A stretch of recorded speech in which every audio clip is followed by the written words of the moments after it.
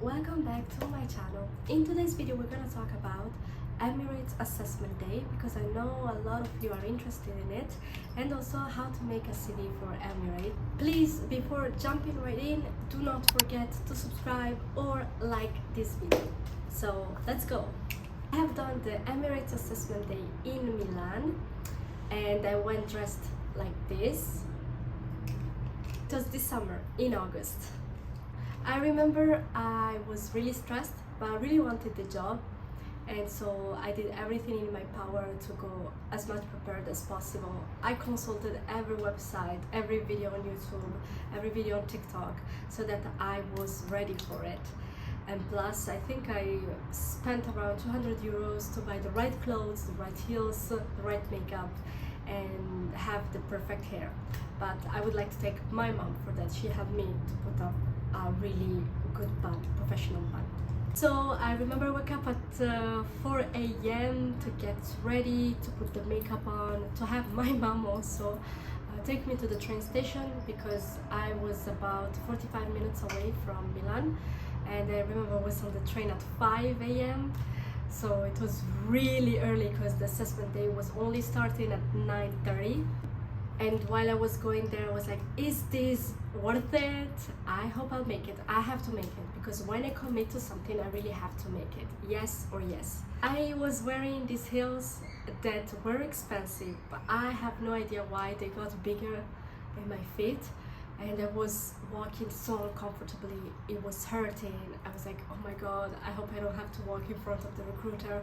I hope I don't have to do any sort of runway or something, because it was impossible to walk with those shoes. So I arrived in Milan at around 5:50. It was just 6 a.m. So I decided to just go have a piece of cake and a coffee in the train station and just wait and review all the questions and answers they might ask. At around 8:30 I started to walk towards the venue. It was a hotel, and the assessment day was in a meeting room, in a conference room.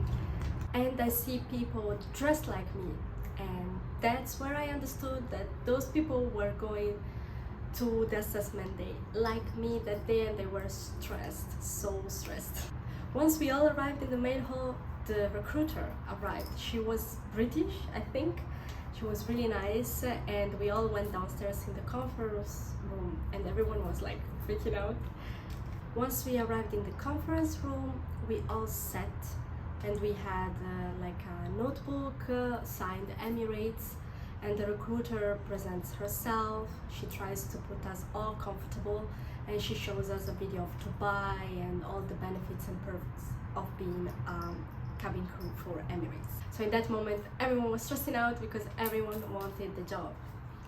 The first thing that we had to do was to upload our CV to the portal as requested by the recruiter, because she asked us to follow a specific link, put a specific code, and then upload our CV.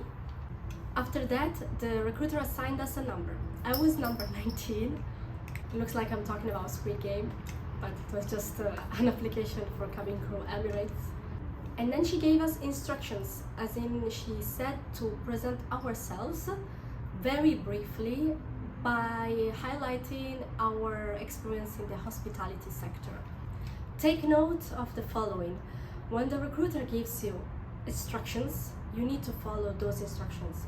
She asked to describe ourselves briefly and give us a description of our experience in the hospitality sector and how many years we worked in that sector. And she only wanted that information, and that was the test to see how brief and how concise you are. And that was our first round. So I've read a lot on the internet on how to pass these rounds, and the key is to really give her the information she asked for. There were some people who started talking about their life, others said things that she didn't ask for example, that they were speaking 5 languages, others spoke about their studies, others were respecting the instructions and said, I am, and I did this in the hospitality sector. Then the recruiter asked us to go out of the room, and she was going to select the people that were going to the second round. Then she called back to the conference room, and she started saying the numbers that were staying inside the room and they passed the first round. So she started saying like 5, 6, 19, 18, and so on. And all the people that didn't have their number mentioned had to leave the room. So I remember I passed the first round. I was like, oh my god, I passed the first round, yay! The second round, we were divided into different groups of 3 people, and she gave us other specific instructions that we really had to follow.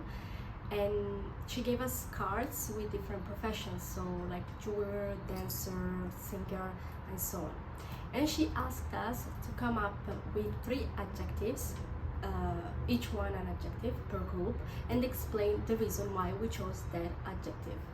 So here the challenge was to present how we described the profession to other people, but not just how we described it ourselves on our own, but how we described it as a team.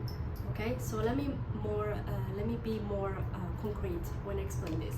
So for example, in my group I had a jeweler, and I was with 2 other girls, and we had to come up each one with an adjective. Okay, I came up with attentive to detail, they came up with creative, I think, and I don't know, patient, I really don't remember. And then we had to present it. The challenge here was how you presented this to other people by including your team. So this is when they see if you are a team player, and they need team players working in cabin crew. So some people were eliminated because they presented as the following. So let's say a group had dancer, and the first person started saying, okay, a dancer is creative because he needs to come up with new moves. Okay, they were presented like this. I chose creative for the word dancer because I think that they need always to come up with new moves. And that was a mistake. Indeed, that person was eliminated because you need to show how you are a team player, how you include the others, how you work as a team. So how we did it right, how I did it right, because I passed that round, was we as a team, we chose for the word jeweler, attentive to detail, because we think that it's very important for a jeweler to be precise in the work they do. And now I will pass the word to my colleague, okay, that will explain the next adjective. So you need to include the others in this assessment and show that it's not just about you, but it's about the others.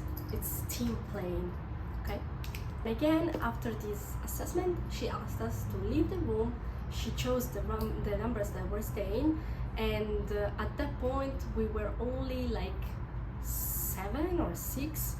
But that's when comes my end, because it was the height and reach test. So I did a lot of measurements at home. I went also to a pharmacy to measure my height, and it always said 160, 160. But they use this tool, which is super precise, and I resulted to be 159.5. And she said, I'm really sorry, but you cannot proceed. And you cannot reach the 212 centimeters if you do not pass the height test of reaching 1 meter and 60. And so I was really disappointed, because there was also another girl that couldn't manage because she was 159.8. She wasn't able to pass to the next round. And in that moment I had to leave. So I was still happy of doing that experience. I reached the train and then I started crying. Don't get me wrong, because I was like, oh my god, I know I was able to get it. I was so committed to it. I was so prepared. But yeah, it didn't work out. It doesn't matter, because I can still try in, I think now in 2 months. But important takeaway, when you go to the assessment day, be ready, binge watch all the content that you possibly can, like watch everything that you can, prepare yourself, it doesn't matter, just prepare yourself and be super confident that you're gonna succeed. And check your height, make sure that you are 161, not just 160, because you never know. So that's pretty much the story. Now we're gonna check the CVs because I have received questions on TikTok about how should a CV be to apply for Emirates. So we're gonna check my CV right now. All I can say is that it needs to be super simple, straight to the point, because they receive thousands and thousands of CVs. So you really need to say what you have done in the hospitality sector and nothing else. Give skills relevant to cabin crew, and that's pretty much it.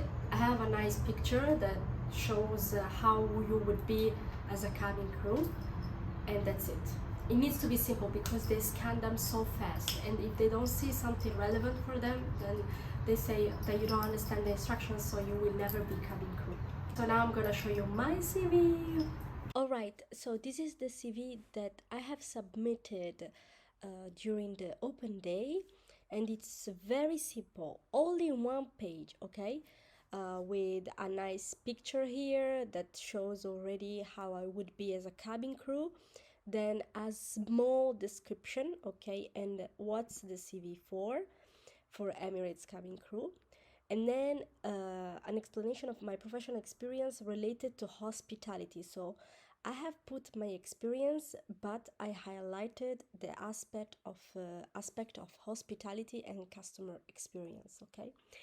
And any other working experience, it can be put here below, as you can see. Then you put the languages that you speak and the soft skills.